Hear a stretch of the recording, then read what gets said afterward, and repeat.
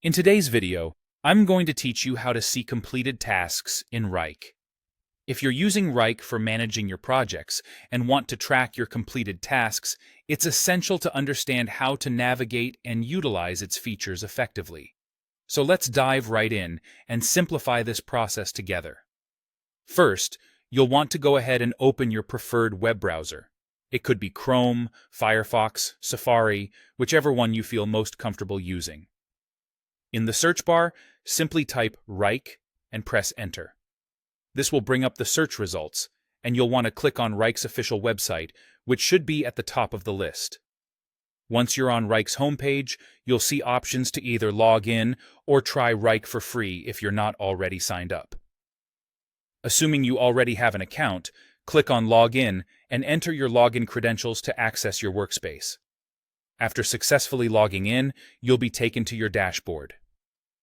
From here, navigate to the project or folder that contains the tasks you're interested in reviewing. This is a crucial step as it ensures you're looking at the right set of tasks related to your goal. With your project or folder open, it's time to locate the filter panel.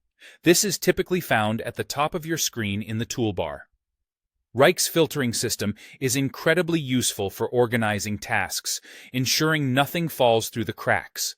Now, click on the filter that shows tasks currently marked as active.